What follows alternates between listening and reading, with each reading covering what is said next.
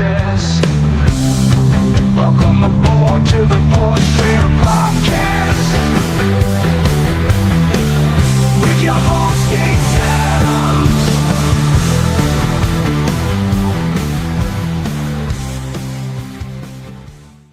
All right, welcome to the Forex Trader Podcast, version 2.0 interview mode. I'm here today with Court of Court Currency.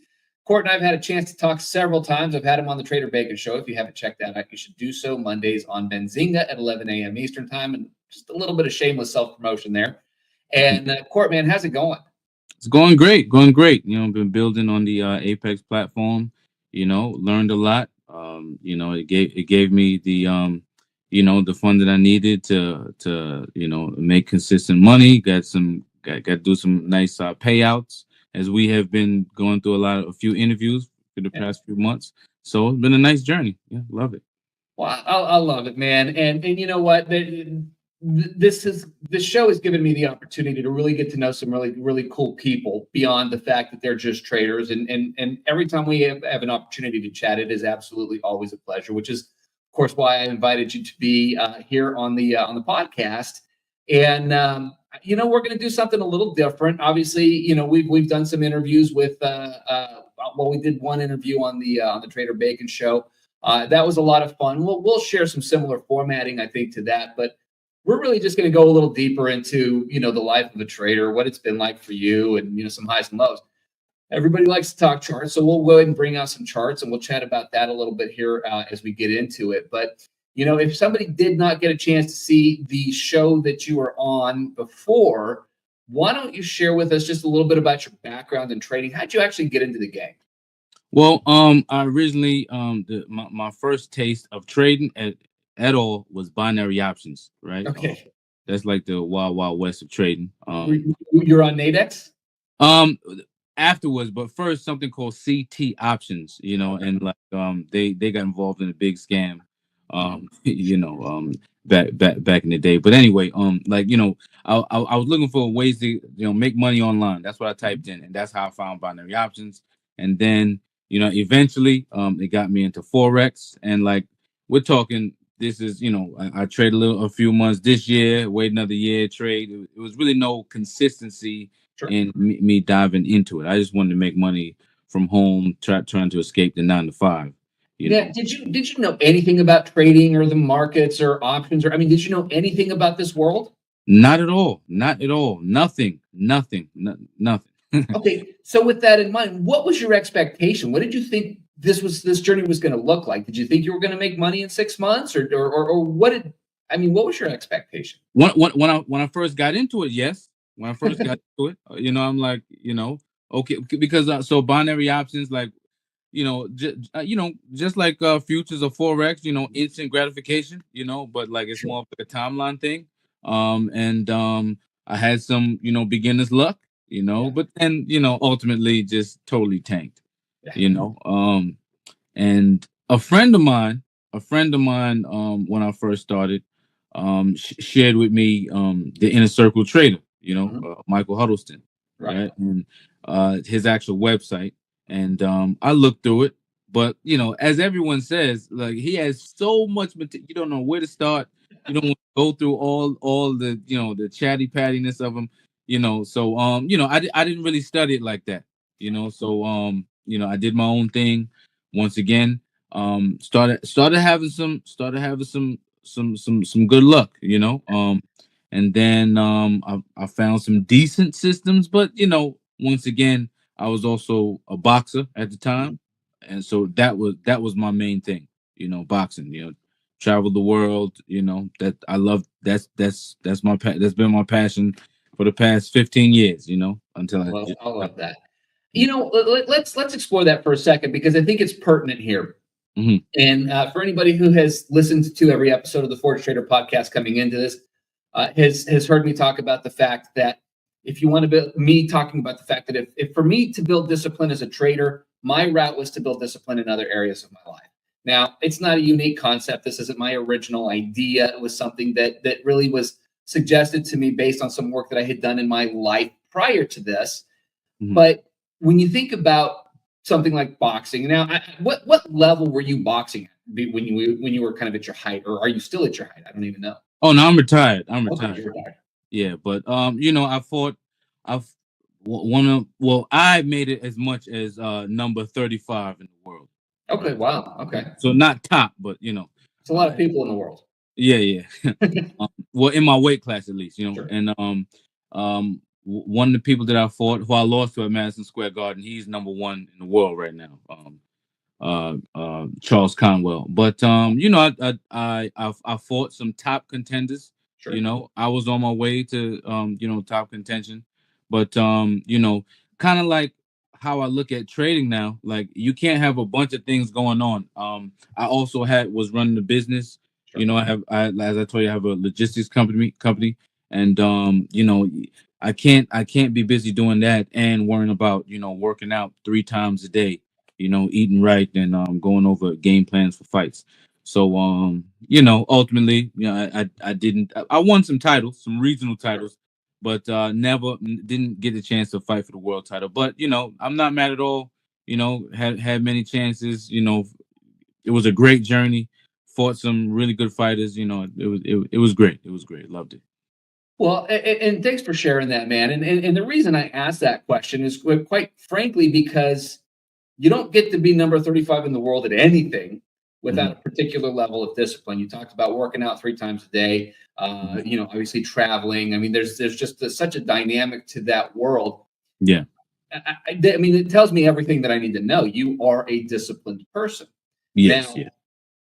when you started trading, when how much do you think that affected your ability to sort of scale up your growth as a trader?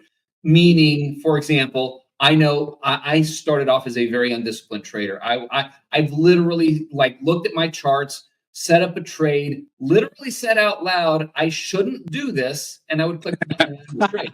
I mean, it's been that bad. That is the lowest level of discipline humanly possible. I couldn't even have any sort of plausible deniability. I said it out loud, right? So when you have the experience of being as disciplined as you were as a boxer, how quickly did that translate into trading for you? Well, it definitely took some time for it to translate into trading because, as I said before, like I had so many different things going on. Like growing up, my family called me the scatterbrain because like I'm very much a hustler. I work, I do side things, I sell, merchandise.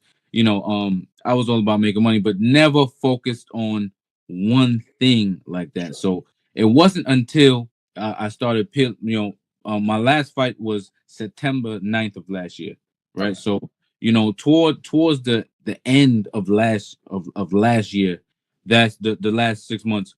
That's when I started seeing my consistency. That's when unfortunately after like the over 5 years, that's when the consistency I was able to use the discipline, right? Have an actual scaling plan, risk Right. management strategies. I was able to put this into place. I write my journal. I have a journal. I write it down. I have my board here. I write all my stuff down. My price wave theory, I call it. And yeah. It wasn't until I really got out of the world of boxing and I was able to, have my mind focus on this. So this is now taking the place of boxing. So, and it begs the question because clearly at some point you were boxing and you were trading. And I'm just wondering in those moments where you're training for a particular fight, you're on the books, you're ready to go, you're obviously going to go back into the gym, you're going to hit it much harder than you would on a typical day. Mhm. Did you notice relative to wherever your level as a trader was during those times, did you find that you were trading better or worse, or did it really not affect your results in trading when you were going through that training phase?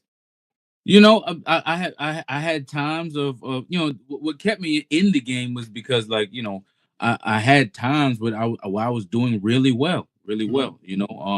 But just I couldn't get any consistency where I can just depend on trading for an income. Sure, of course. Because especially headed towards the end of my career at Right. boxing, you want to see what are you going to do after this.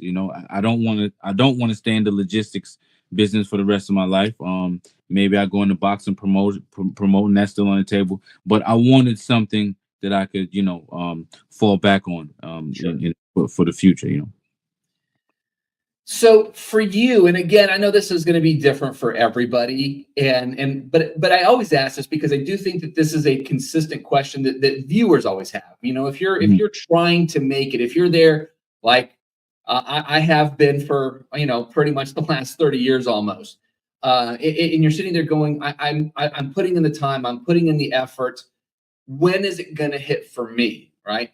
For Mhm. you, when you went into consistent, I'm putting time, energy, and attention to this, how long did it take you from that point to get to a level of consistent profitability as a trader? About around 4 to 6 month range, actually. Okay. 4 to 6 month range. Because I said to myself, okay, look, I'm getting older. I have my son. Well, he just turned 3. So I have my son, I have my stepson, he who just turned 17 in December. So like, I need some things to, hand over to them and make sure that they're good, right? I So will try not to get too upset about the "you're getting older" comment because you can see the color of our beards is a little different. yeah. Uh, well, okay, so you now have a why, and I, huge. I think that this is critically important, especially when you're doing something like trading that is not a quick turnaround.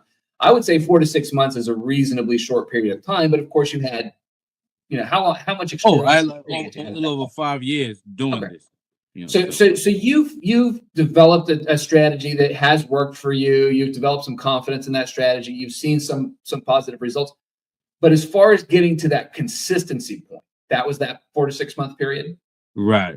4 to 6 month period, and then when I got I had a payout in September.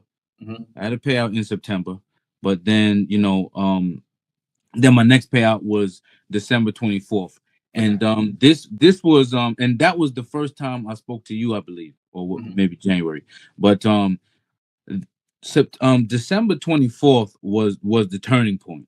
That Right. was the real turning point where it was no fluke. It was consistency, and like I wasn't looking for the home runs. It was all like base hits, building. Surely, but I was building, and Yeah. and even what told me that I could be in the game for the long for a long haul was how I could take losses now. you Right. know well, loss wouldn't it wouldn't blow my account. Maybe I could take a couple losses for the week, which you don't want to, but it's inevitable. Unfortunately, it's inevitable to take losses or maybe have a losing week. But how do you recover from that? Do you have a risk plan where your account can maintain that? And that's what's really important about it. Awesome. Can you still hear me? Because it looks like my video is frozen. Yeah, your video froze, but I can hear you. Yeah.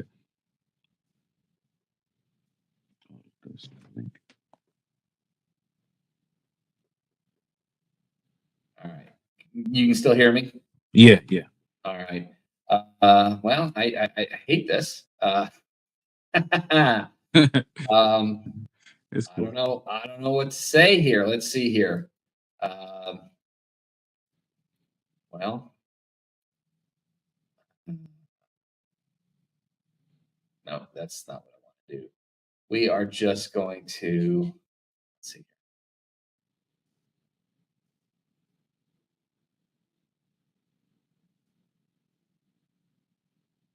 Uh, let's try this. I'm frozen, so there's no All need right, to look cool. at me. So we'll just look at you, but you can still hear me, okay? Yeah, you're perfect. Awesome. Hey, this is what it looks like creating content, folks. Roll with the punches when they come. Okay, so December 24th was that turning point for you, and now we're now at what? March, what, 16th, 17th, 18th, I guess, right? Yeah, 18. So about 3-ish months later, that consistency has obviously sustained. Yes. What was the biggest turning point for you in terms of was it mindset? Was it just a commitment? Was it like what actually changed that created this environment for you? You know, the journaling of my trades, like actually writing down in the journal, like my plan for the day, how I'm gonna go about it, like my bias, right? Mhm. And if my bias doesn't, so I like to have a bias in one direction. You know, Mhm. some people say like don't have a bias because, but always you don't always stick to it. But I have a bias, and I like to see the trade play out, to the bias's favor. And if it doesn't, I would usually stay away from it. Right. But just the writing down of my trades, and the review of the trades at the end of the week. Asking myself for this particular trade, what could I have done differently? If it's a losing day, was I out of the loss, quick enough? All right. Did I put on enough? Could I have added to this trade? All of these factors, allowing, just whatever I could fine tune that can, maintain this account. And like ultimately, I would like to, be able to, manage, live funds, but Mhm. not quite comfortable with that yet.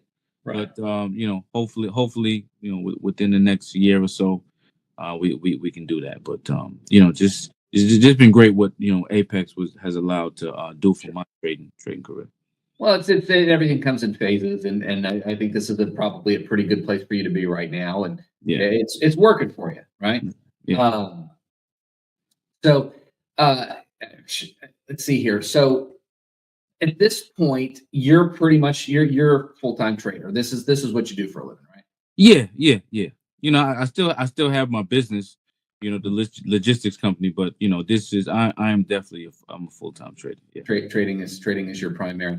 Well, when you made that transition, I mean, obviously you had just retired from boxing. You've got a business, but at some point you have to make a decision whether that your time and attention is going to go into logistics versus trading. Oh, Um, oh, my mind's made up there. no, no, no, I understand it. So Yeah. I'm asking when that happened, what did that commitment do to you? Did you notice any sort of a glitch as you made that transition in terms of your trading results, or did you pretty smoothly handle it? You see, I noticed, like, just with life. I think I told you the story before, but I'll tell you again for the forged community, right? So I had a coach, right, a strength and conditioning coach, Mhm. and it's like I hated going there in the morning, waking up, 5 a.m. to meet with him at 6. I hated going there, but I started to love how he would like, he would make up this like insane workout, right? Do Mhm. this, and that, and you got 200 of those. I'm like, what?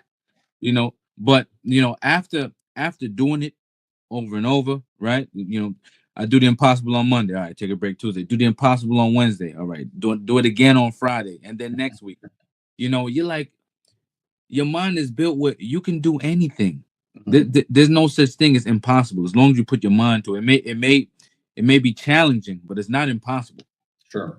right? So I just took that mindset into anything. When fights came with tough fighters, projects with the logistics company, things that come awry, peak season, and of course trading, and with whatever other business I decide to take on. I know that it all takes discipline and sacrifice, right? You gotta give it the time. If you give the time to something, you're gonna learn. So Sure. it takes Well, time. and that's one of the things. Like, you guys can see the ticker if you're watching this in video format. You can see the ticker at the bottom. Yes, I promote Apex Trader Funding. You can click the link on there and use Forged as your coupon code. It will give you the best price at any given time. I'm again going to take the opportunity for a little bit of shameless self promotion. Mm. But to me, this is what funding is all about, because this is not a short journey. And even if you just say, "Look, I'm going to commit $1,000 to a trading account," first go around, it's going to get blown. That's not enough money to effectively trade, realistically speaking, at least not NQ, Mm. and even on micros. And that transition from paper trading to live always has an effect. I mean, you could be the perfect paper trader and all of a sudden you're live trading and things just go haywire. Yeah, How yeah. many times how many times can you go through that process with $1,000 before it's like, I'm not doing this anymore? Right. Right. Yeah. Whereas, what funding has done is created the opportunity to say, look, I can get an account for, let's say it's 80% off, right? Which is frequent enough. Yeah. I can get a $50,000 account for under $40, right? For an evaluation. How many times can you do that? I could do that indefinitely. I could do that once a week. Right. Right. And never have to change my budget, right? So this is where I think that world starts to come into play. Are there rules and things that you have to follow? Of course there are, right? But what does it provide you? I don't think we used to talk about the fact that 90% of traders fail. Yeah. And this is based on metrics that were taken before funding ever existed, because most people can't repeatedly drop $1,000 or $5,000 or 10 grand a pop and try it over and over again. Right. So as you've gone through this process, look, I know you're a big fan of Apex. This is how you and I met, but how much of an impact has that had? And if you feel comfortable sharing, how many evaluations and PAs did you go through before you got to consistency? Oh, well, I went through countless. I mean, I really don't know exactly how many, but definitely like maybe 200. Okay. A lot. So and it wouldn't be crazy for me to still blow. Well, I still blow evals. I still blow, Sure. and like it's all for one, just to add to what you said as far as like from paper trading to doing like an evaluation. You're not really gonna get nothing out of demo as as opposed to like at least trading a eval, because you don't have that psychological factor. You can maybe back test your edge, but you need to test the psychological factor. All right. Knowing how much risk you're going to put on the table, how your mind does with that, because you're going to have instances where price is going towards your stop loss, and then are you gonna have the balls to stick with your strategy and not come out of the trade, and wait for it to go in your favor, or you're gonna crap out, so you have to the evals really help you out, even if you just came in the game. I suggest doing that, so you can fine tune your strategy and your risk management. Risk management is probably the most. I mean, the edge is important, but risk management is the most important part of trading, because you want to be in the game for the long haul. Okay, so yeah, man. I mean, the evals are great. Spend that $33. Yeah, exactly. And again, I hate to sound like a fanboy, but the reality is that this has changed a lot of people's lives. Yes. And for me, that's one of the reasons that that's the only reason I'm still in the game. If you take that out, I'm not trading these days. Right. And I wouldn't. I'm not, like I told you earlier. I'm not ready to trade live funds right now. Yeah. I would not put like $10,000-$20,000 in an account with my own money. I would not do it. I would the more you have on the line, the more of an impact it's going to have on you, for sure. Right. Because trading has its factors of stress. Every day. No matter how much consistency you have. I mean, maybe some people have that ice cold blood in their veins, but that risk that stress factor is definitely still there with me. It's definitely not most of us. Yeah.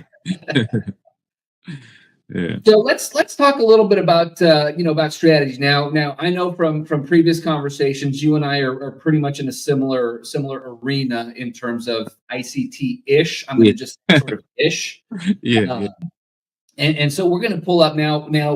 We're unfortunately, we've got to play around a little bit with our view. We've got my charts up here, so it's not going to be quite as fluid as you manipulating and moving it around. But I've got today's NQ charts, right? And I will say one of the reasons that I trade is I like to say ICT adjacent is because I've done hundreds of interviews with traders, and I would see some people talk about I'm a trend line trader, or I'm supply and demand, or support resistance, or I've got, I use these 3 indicators, or I use these 82 indicators, or whatever the case may be. But what I heard more often than not was I took some concepts from ICT, figured out how to make it my own, and this is what's been working for me. Right. And I think that's kind of the key with with ICT, because if you try to just be all in with every ICT concept for starters, and it's incredibly overwhelming. There's just so much. Yeah, Right? it's definitely it's a lot. It is a lot. I have more recently gone back through his material. Because I did check out two different people who taught his stuff. One is Dodgy, another one is the Soup. And I looked at them. One teaches like inverse fair value gaps, which I was really primarily doing more so in December, right? But then I started like tailoring my own strategy, Right. right? That I call price wave theory, just to put my own spin on it. But ultimately, it's like what ICT teaches, the power of three. Okay. But I look at it in like on for the day, power three for the day, because it is fractal, right? Right. Power Of three course. is fractal. I'm not sure if you went over this before, but just basically because so now to believe in this as an edge, you gotta have the belief that it's an algorithm. Everyone looks at trading differently.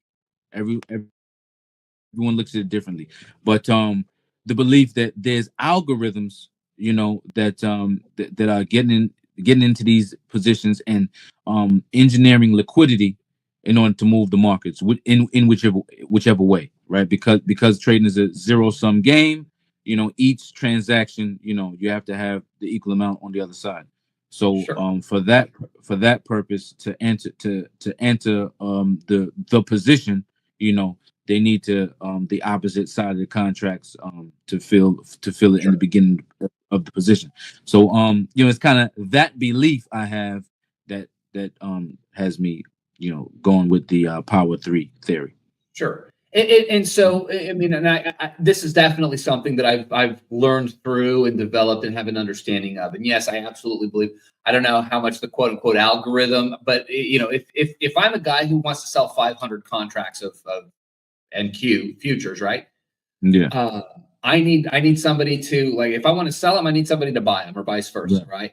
Right. So if I have the power and the size to manipulate and move the market, and I can look at I don't trade on a DOM. It's never been a comfort zone for me. I know people who will only trade that way because it gives them information that's invaluable. But if I'm this guy, that's what I want to see. I want to see where the resting contracts are, because I need to know how much I need to build those up. So if I start creating double tops and triple tops, and I start creating a consolidation area, well, you're going to have breakout traders on both sides, right? Right. So everybody's either waiting for a long breakout or a short breakout, and as soon as it does, all of a sudden they're going to go in. So if I'm going for the short, what I'm going to do is I'm going to create triple tops. I'm going to create all this liquidity. I'm going to create all this activity. And then I'm going to shoot price just outside of that range, just north of that range, where everybody's going to trigger their buys, whether it's a market order, whether it's a limit order, whether it's on the books or not, right? And I'm going to sell to all of them. Now, the size of my sell is going to outweigh all of that, and it's going to drive prices down. So they're going to get underwater. They're going to be in this long trade, and probably going to get their stops hit, which is now going to be a short order. So as they get their stops hit, it just adds fuel to that short move. Right. Okay. Right. So this is sort of where some of the work that I've done in terms of understanding liquidity and the movements of the market and everything like that, which I guess fundamentally follows under the basic principles of ICT. Is that pretty consistent with your understanding and thought process as far as liquidity goes? Yes, I mean, I was gonna say I couldn't explain it better myself. I mean, that's really exactly what you're looking for, and what your understanding has to be as far as how like the smart money scheme of things work.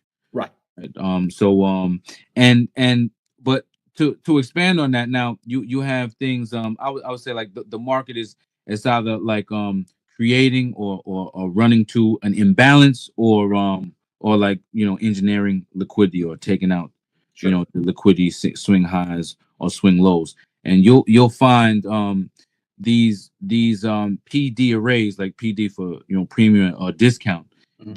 These arrays, like fair value gaps, the higher time frame ones, um um a lot of times coming out of the Asian session and going into London, what price would do, it would break out of either the higher lower of Asian, Mhm. go into one of these higher time frame fair value gaps, and then you'll see like a tick in volume. That's like another indicator for me, like what you have, like, well, you can't see my cursor, but what you have at the bottom, yeah, The what you volume have, bars, yeah. right at the bottom there. That kind of shows you like a hint where big money could have got into their plays. you Right. know that So, that so that's if we look at this ticket volume, for example, right here, you can see that this is a 15-minute candle, right? 15-minute candle wicked down aggressively below all of these lows, presumably grabbing some liquidity, right? right Ends up closing down, but significantly higher than that wick, right? right. And what happened? Well, yeah, and I would say, well, so I would say, as far as, now we can only look at it in retrospect, but Sure. as far as what the market did today, and today did not go in my favor. I'll just say that.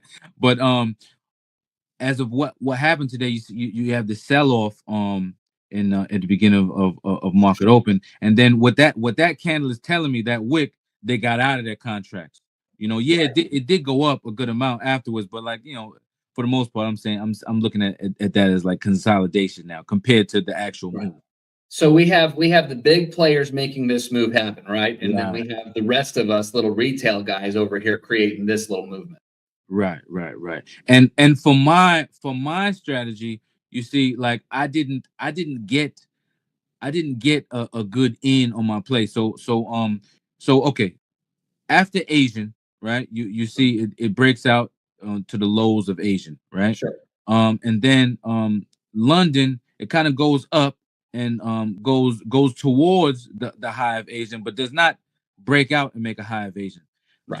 So what I'm thinking, my edge, what I'm thinking, okay, it didn't break out and expand higher on the Asian, because that's what we call a Judas swing, right? So like it would break out to the low, and then break out to the high, take, going into a higher time frame PD array above Asian session.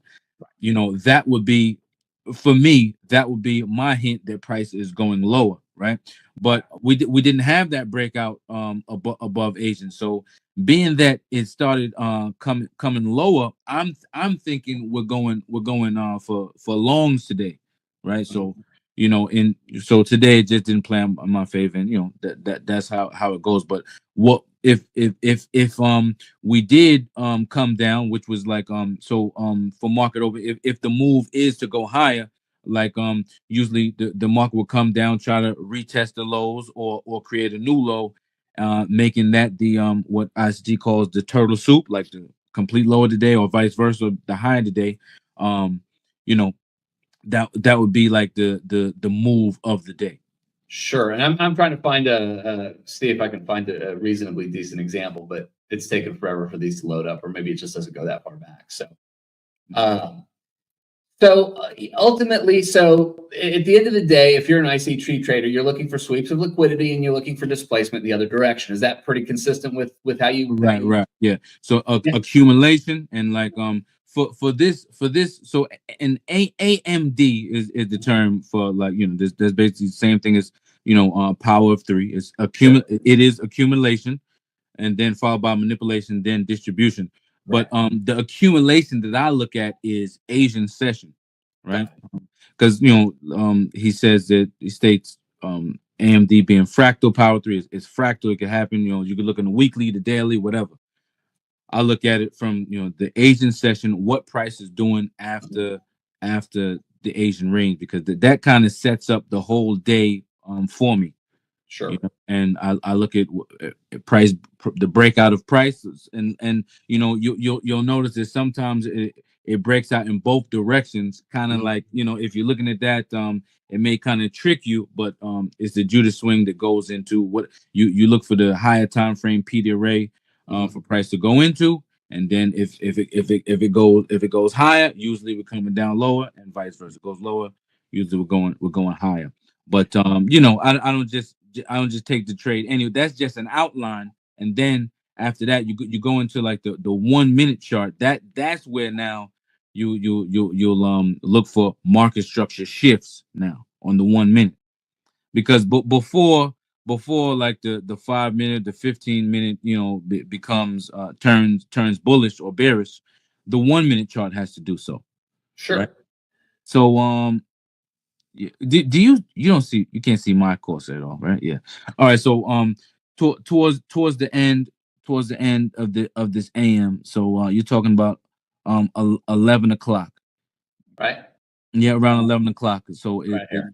it makes a new low, right? But but then like all the way until you're talking about like it plays around this area until the end of lunchtime. But it's making a new low, and then towards it's you wanna wait for it to the 1 minute to go to now go above the recent swing lows, right? So below here I or guess like below here. that I guess that no, like for it to go above like that 1045 swing high you see there, This guy. Oh, right? The other one, boom, that one. this one right Right. here. All Yeah. right, so we're above that. So the yellow, that yellow range you got marked off, right? That went higher than the 1045 swing high, Right. right? So that kind of formulates a market structure shift. And even when it went lower, it's a higher low from the previous swing low. Sure. That's when the market starting to turn a little bit. But ultimately, based on like the 15-minute chart that you saw, that big move, that's really the big move of the day. Usually if you get a big move like that in the AM, you're not really going to get much in the PM, and vice versa. Like yesterday, you didn't really get nothing in the AM. The real move was in the PM. It's right either here. So you can see how much bigger PM session was over AM session. right, Sure. right. Yeah. And lunch as well. Lunch is lunch. Yeah. Now, for you, are you AM session only, or do you kind of keep yourself flexible enough to where if you just don't see any movement in the AM session, are you going to trade PM? Very not that I never do it, but very, very seldom. Very Sure. seldom. I'm more of an AM guy. I like to get in my trades. Take my winnings, or leave the chart with my head down with my losses, and I'll come back tomorrow. I don't like trading all day.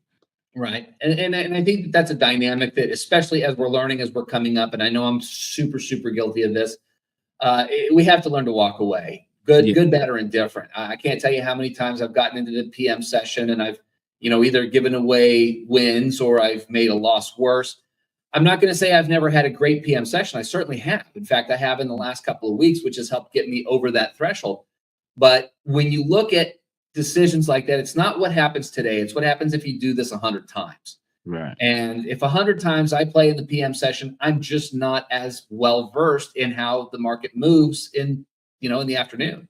Right. I've seen it a little, but not like, I have traded NASDAQ AM session consistently for over 2 years now. And so to try to bring, even though I wasn't successful for the vast majority of that time, to try to take what I have learned and move that into the PM session, I think would be it would be a mistake, simply because I don't have that experience. If I want to paper trade or, maybe mess around with some evaluations or something like that in the PM session, I think that there would be value in growing into that if I so chose. I don't want to be an all-day trader. I have other commitments. I can't. I know the trader lifestyle is, hey, I work 90 minutes and then I'm gone. That's not my life. But I do think that that's a point worth bringing up, because I think that there's value in the PM session. I know that there's lots of traders who are successful in the PM session or in the Asian session or in the London session. And that's fantastic. That's because that's where their comfort zone is. That's where they've developed their skills, and they are familiar with price action and the way the market moves during that time. Right. Go, by all means, go be successful. Go make $1 million trading London. Stick to your expertise, yeah. You know, but that's, you know, I think people get caught up in the idea that I learned a strategy and I've been trading, you know, morning session and it's been working. So I'm going to trade all day and make even more money. And I don't know that I don't know that it can't work that way, but I don't know that it immediately works that way. Right. Like the market has so much similarities to a casino, you know, it's like the longer you stay, the lower your chances of making money, really. You know, you gotta learn how to take your profit, and like really the less you do, the more you get out of it, really, man. I 100% agree. In fact, I find myself doing this way too often. I will take a great trade, and you know, be my first trade of the day where I can finish up nice and strong and, you know, be done for the day. But instead, I take on the mindset of I'm playing with house money. The second that thought goes through my head, I've already given it back. Yeah. Yeah. You know, it doesn't always work that way. But again, when you look at the next 100 trades, if I do this 100 times, I'm going to lose that more often than I'm going to gain more. And it's a bad habit. And I tell you where I identified this is actually in journaling my trades. I've had the thought before, but as I've gone through this process, and I even did this today, and that's why it sort of came up right now. I did have that thought process. I had a decent trade. I wanted a little more. It was a small gain. Actually, I had two trades. One of them was just over break even. One of them was mildly profitable. And I got into a third trade impulsively with the idea of I'm playing with house money. And that will come back and bite you, because now instead of developing and executing a skill, I have taken to the entertainment of gambling. Right.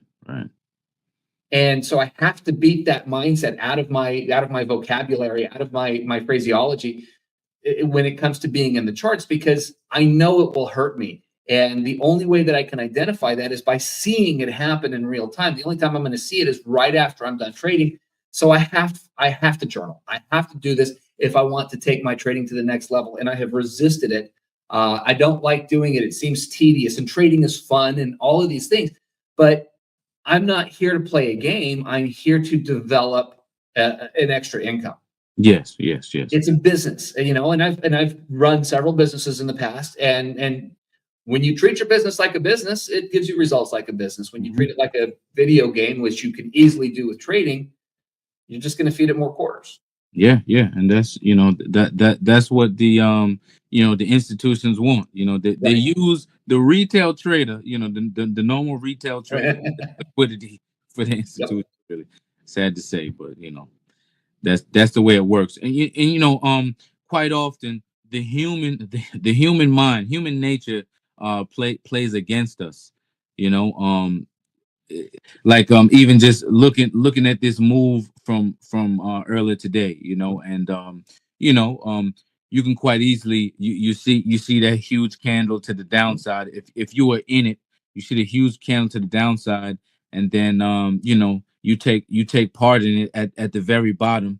You know, you're either gonna get really nothing from it, or you're gonna lose money. You know, you want to you know, you need the discipline to be able to walk away if the move happens, or like, you know, it's not a good like risk management scenario for you. Just, you know, you're too late to the trade. The trainer's already left the station. Walk away. You know, absolutely. That discipline to have that says everything. I love it, man. Yeah. So at this point, what's next month, next year look like for you? I mean, where are you building to personally as far as a trader? Well, so first, I'm building towards maxing out these accounts. I'm at 15 now. Okay.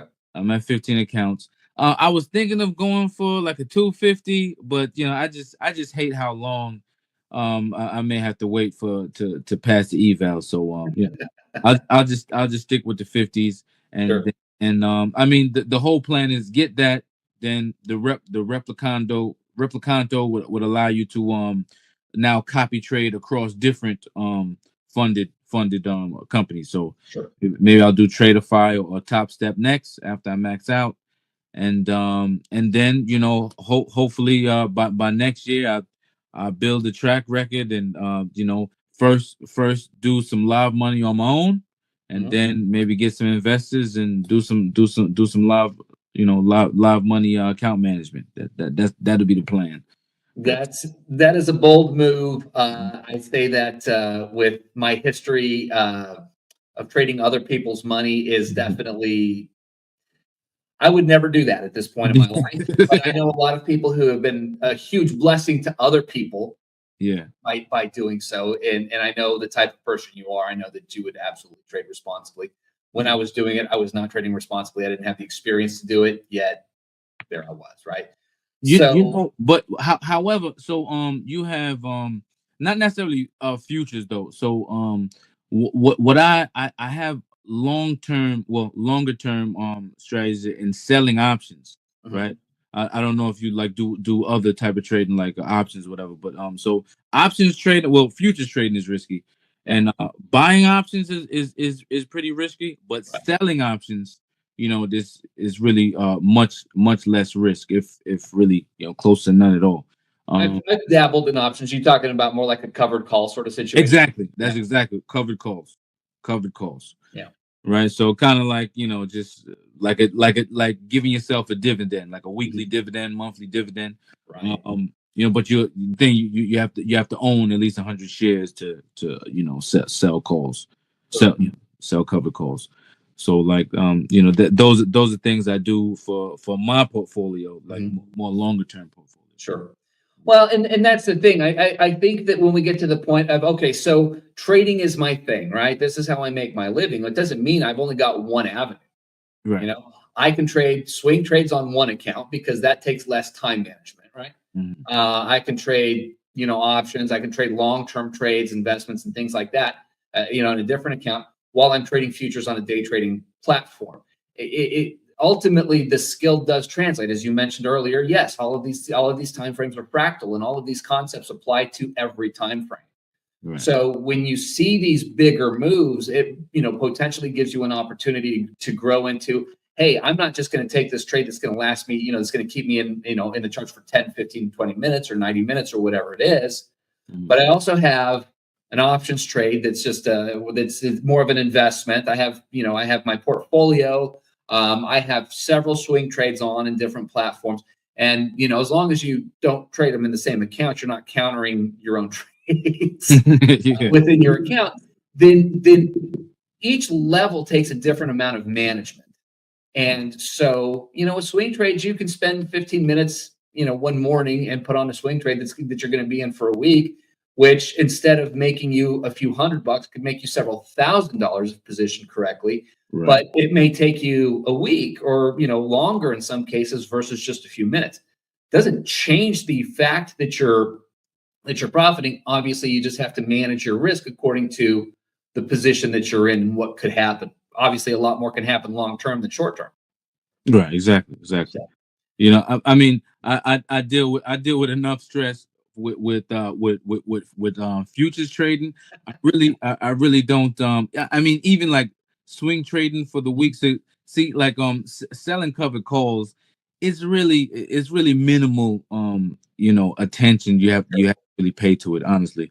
But like if I was to like actually like buy options and stuff like that, buy calls and buying puts, that would just, I would blow up in as far as stress factor goes. So right. I stick with the more like easygoing things, do the futures for the day to day, and then week to week, selling cover calls to like scale myself into plays that I ultimately want for the long haul. Of course. Well, and at the end of the day, it goes from what would be considered a job or a small business to building an empire. And of course, doesn't happen overnight, but this is ultimately, I think for most of us, we want to continue to grow. And I think that a lot of traders sort of get caught up in one method or one formula, right? Hey, I learned ICT. I'm a pretty good day trader. I've made some money. I just want to grow more accounts, right? I had a guy on this podcast before goes by Roach. He's one of my favorite traders of all time. He was my very first guest on the Forex Trader, on the Trader Bacon show. So ultimately, he was my first guest on the Forex Trader podcast. Right. And he is this super laid back, chill Jamaican dude that is everything that you would expect when someone says Jamaican dude. I love him. He is so much fun. This dude has the life within him is fabulous. And he got into trading because he was doing pest control, which is where he gets the name Roach from, or at least we'll say that. So you know, someone just was talking to him like he was doing a job, doing some pest control, and this dude was trading and made like a couple grand while he was there. Ended up engaging in a conversation, and ended up going down the path of trading. Been trading for a few years, doing really, really well. He bought a farm. He's bought some commercial real estate. He's done just an massive amounts of traveling around the world, building up what would be considered his empire. All started with his trading. You know, so if you guys haven't seen from just working at a customer's house. Yeah, I mean, just one day he was trying to get the dude's attention because he had a question about where he was supposed to spray or something like that, and the dude was ignoring him. And finally, he's like, "Hey, man, why are you so like, you know, whatever?" I just, you know, he got curious at that point instead of frustrated because, you know, he's trying to do his job, but curiosity sets in. What's got you so engaged that you're not even paying attention to me? You hired me to be here. You're paying me to be here. And he turns the computer around. He's looking at some charts, and you know, he's like, I just made like $2,000. Well, I mean, at this point he was a kid, and you know, he's like, $2,000. I mean, I can't imagine he made more than about $15 for the time that he spent there spraying as a pest control person versus this dude that just made $2,000 in the same amount of time. Wow. So he knew the opportunity was there, and it didn't happen overnight. And he was the guy that basically he just committed to YouTube. And I think eventually he may have worked with somebody on a paid basis, but I don't think he just had the resources. And so he just went to town, and he was so committed. And I mean, I love hearing him tell his story, and it is on one of the previous episodes of this podcast if you haven't seen it. But I just love his story, and I love the way he tells it. He is so engaged, and I've even had him try to help me through some of my tough times, and resistant as I am, I struggled and I was not able to really get there. Finally something has hit for me, but he's so good at showing other people. He's now teaching other people how to trade. He's got like his cousin that's on his live stream every day that they're like, you know, he's just teaching them as they go day to day. Yes. And I think his cousin is now starting to make some money. And I mean, this to me is what trading is all about. It's not just about putting a few bucks in your pocket. It's about building whatever the word empire means to you. And it's about bringing whatever you've gotten out of it to other people. This is the whole reason the Forex Trader podcast exists. You know, absolutely. Honestly, this is the whole reason Apex Trader Funding exists. Because I mean, it's no secret. Daryl and John, the founders of Apex Trader Funding, are two of my oldest friends. In fact, I co-founded Apex Investing with Daryl a long time ago. Walked away. I was no longer a part of it. But all of this existed simply because as a successful trader, these guys wanted to bring this to other people and make this an opportunity more available to other people. So I don't mind. Changed the game. It's totally changed the game of trading. You know, the generation of prop firms, like it's amazing. You know, it's a different world, man. It is absolutely a different world, and the opportunity has absolutely shifted because of it. And again, I'm going to take this opportunity because the conversation went there. If you need funding, go to apextraderfunding.com, or you can click the link in the description. Make sure to use coupon code FORGED at checkout for the lowest price available. They do various sales, and those discounts vary from time to time, but whatever the lowest price available is, you will get with that coupon code FORGED. Court, man, what an honor and a privilege to have you back on the on this show. And always great talk. I actually look forward to talking to you every month. You know, I do too. It's always a blast. I always see you in my calendar. It's like, awesome. I get a chance to talk to Court again. In fact, my wife even knows who you are. She happened to watch your episode of the Trader Bacon show. So every time I was like, I'm talking to Court today. She's like, Court, he's awesome.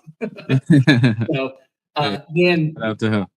I love it, man. I sure appreciate your time and hanging out with me and just sharing some insights and part of your journey. And I know for me, when I quit trading in November of 23, having conversations like this repeatedly is what made me decide in February of 24 to commit that this was something that I was going to do. This was something that I was going to figure out no matter what it took. And that's when things finally started to change. And so you, other traders like you, have had such an impact on me personally, which is why I've just made this commitment now to bring your stories and insights to anybody out there who's struggling, because this is hard. I mean, this is the hardest thing I've ever done, and I've been through some pretty brutal things in my life. And by virtue of how hard it is, it's also one of the most rewarding things I've ever done, even before really getting that first official payout. Mm-hmm. Stuff that are rewarding like this are never often easy. No. And if you think you're going to go watch a couple of YouTube videos, practice for a month, and make it rich, it doesn't work that way. Oh, absolutely. Don't let that discourage you. This is to all of you listeners out there. Don't let that discourage you. There is an opportunity here that is so massive and so absolutely remarkably incredible. And there are now easier ways to do it than ever before.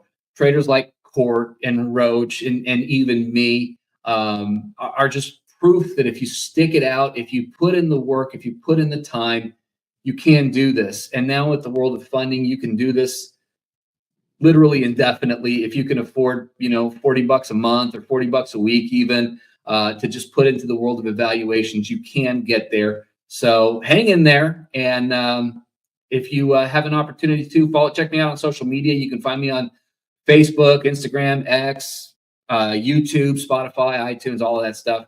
Send me a DM. Let me know that you heard something in the podcast that was meaningful to you, and I do actually respond. So let me know you're enjoying the show or what you think about it. I do appreciate feedback, and keep coming back. We'll have another episode next week on the Forex Trader Podcast. Thanks, Court. All righty. Good talking to you, man. You got it, man. We'll talk to you soon. All right. See you. On your path to trading success. Welcome aboard to the